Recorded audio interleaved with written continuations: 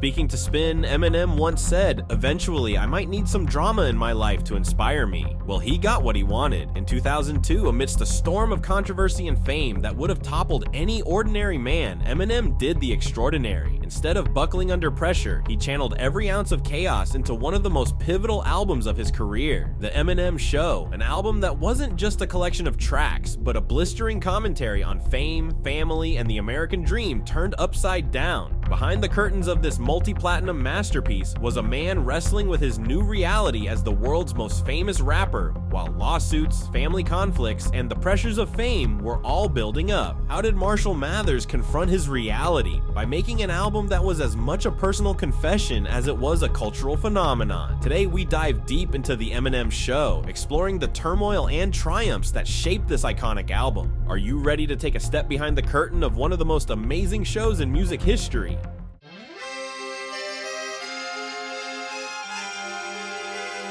Eminem's early success came from his Slim Shady persona, a twisted, outrageous alter ego who could say or do anything. But by 2002, Eminem was ready to show a different side. In the Eminem Show, he decided to take off the mask and get personal, exploring life as Marshall Mathers and letting us into his struggles. Describing the process of making this album, Marshall said, "Sing for the Moment was the first song I wrote for the album. Cleaning Out My Closet was the second. I had the line in Cleaning Out My Closet, I'd like to welcome y'all to the Eminem Show, and it was just a line, but I sat back and I was like, my life is really like a show." The concept itself was inspired by the 1998 film Truman Show. Here's what M said about it. "My life felt like it was becoming a circus around that time, and I felt like I was always being watched. Basically, Jim Carrey wrote my album."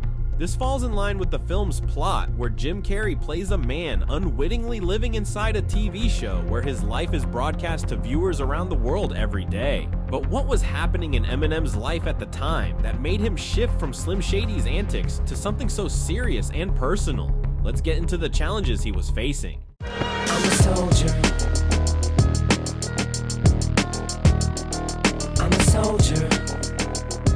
During the early 2000s, Eminem faced significant legal issues, and one of the biggest struggles in his life during that time was his family. This included a lawsuit from his mother, Debbie Mathers, who sued him for defamation over his portrayal of her in his lyrics. Additionally, his tumultuous relationship with his ex-wife Kim led to a highly publicized divorce and custody battles over their daughter, Haley. These personal conflicts fueled some of his most powerful songs, like Cleaning Out My Closet, where Eminem addresses his strained relationship with his mother, and Haley's song, which expresses his deep love and concern for his daughter.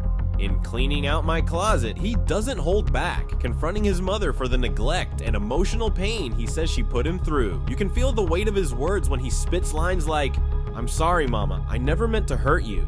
There's this fierce anger and vulnerability mixed together that makes the song unforgettable. He's not just pointing fingers, he's exposing wounds that are still raw, and you get the sense that this track is as much for him as it is for us. What makes Cleaning Out My Closet so powerful is that Eminem is tearing down the walls and showing the darker side of his upbringing, which a lot of fans find relatable. For anyone who's ever felt let down by someone close, this song hits hard. It's not just a diss track, it's a deep emotional purge where he's confronting his past, as if he's finally taking control of the narrative. On the other hand, in Haley's song, Eminem reveals the struggle of balancing his fame with fatherhood. He's vulnerable, admitting he doesn't have all the answers, but that his love for Haley is what keeps him going. This track gave fans a glimpse of the softer side of Eminem, one that rarely surfaced in his music. But it wasn't just his family issues that were on his mind. By 2002, Eminem had become one of the most scrutinized celebrities in America. Politicians, parents, and media outlets were blaming him for corrupting youth, calling him a bad influence on a generation. Let's now take a look at those events and Marshall's ruthless response.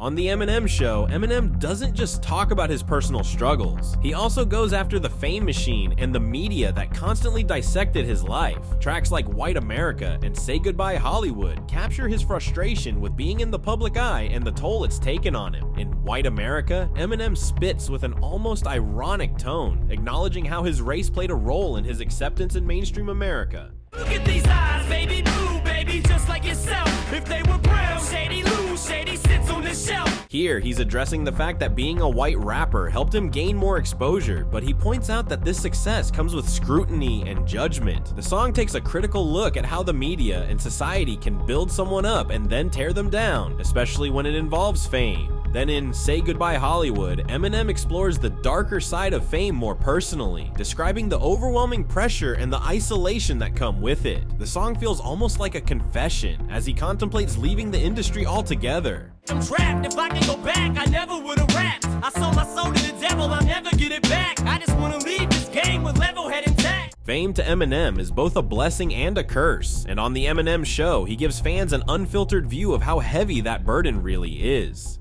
Never been the type to bend or budge, the wrong button to push, no friend or push. The Eminem Show also stands out because it's the album where Eminem starts digging into political themes, taking aim at the American government and societal issues that go beyond his personal life. In White America, he directly addresses the political landscape and the role he believes he plays in it, especially regarding censorship and parental outrage over his lyrics. So to the parents of America, I am the damager aimed at little Erica to attack her character. Here, Eminem is talking to the parents and critics who viewed him as a threat to youth and society, blaming him for influencing young listeners. He's essentially saying that if America has a problem with him, it's because the country has built him up as a symbol of everything it fears in youth culture and rebellion. He takes his critique even further in Square Dance, where he alludes to the US government's actions at the time, especially around the Iraq War.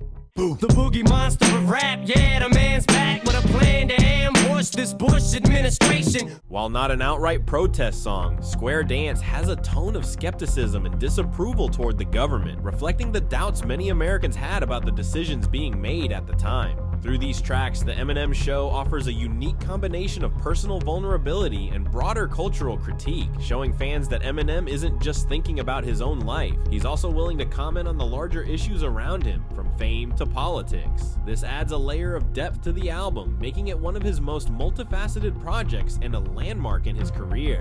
But beyond the content and the topics covered, there's something else that makes this album particularly special. For the first time, Eminem took more control over the music itself, diving into production with a newfound creative drive that shaped the sound and feel of the entire album. Let's take a closer look at how the Eminem Show marked a major shift, not only in what Eminem was saying, but in how he was making his music.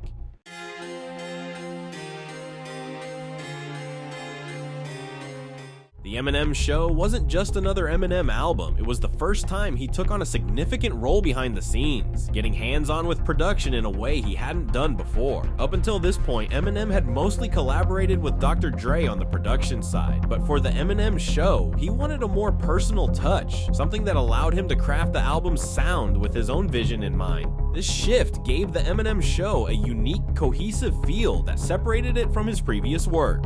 Eminem co-produced the majority of the tracks on the album, working closely with Dre but taking more creative control. He played around with live instrumentation, something we hear in songs like Sing for the Moment, where he samples Aerosmith's Dream On. This track merges rock and rap in a way that feels seamless, creating a powerful backdrop for Eminem's lyrics about fame and violence in the media. By blending genres, Eminem gave the Eminem Show a bolder, more expansive sound, pushing his creative boundaries and adding new depth to his music.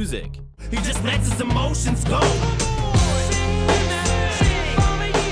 Another example of this creative shift is in Soldier, where Eminem combines a heavy, gritty beat with a relentless delivery. The track embodies his attitude at the time. He's both the creator and the subject of his art, and taking on production gave him the ability to shape that intensity firsthand. You can feel his influence in the way the beats are arranged to emphasize his words and make each line hit harder. Taking on production also allowed Eminem to experiment with intros and transitions, giving the album a cinematic feel. The Eminem Show flows almost like a movie, from the dramatic opening and curtains up to the final notes of My Dad's Gone Crazy. This structure was intentional. It was his way of bringing listeners into his world and guiding them through the highs and lows, almost as if he's showing them his life behind the curtains. Dr. Dre was still an executive producer, of course, but by stepping up in the production role, Eminem made the album uniquely his own. The Eminem Show stands out not only because of what he says, but how he says it. The production choices reflect his journey, his struggles, and his creative evolution, making this album not just a set of tracks, but a carefully crafted experience. The Eminem Show wasn't just a fan favorite, it was a worldwide phenomenon. Released at the peak of Eminem's career, the album smashed records and brought in numbers that are still impressive by today's standards. It sold over 1.3 million copies in its first week in the United States alone, quickly going platinum and eventually becoming the best-selling album of 2002 globally. This was an incredible achievement, not only for Eminem, but for hip-hop as a genre. The Eminem Show was nominated for multiple Grammy Awards and took home the Grammy for Best Rap Album, marking Eminem's third consecutive win in that category after the Slim Shady LP and the Marshall Mathers LP. Songs like Without Me and Cleaning Out My Closet received Grammy nominations, and the album solidified Eminem as one of the most awarded artists in hip-hop at the time.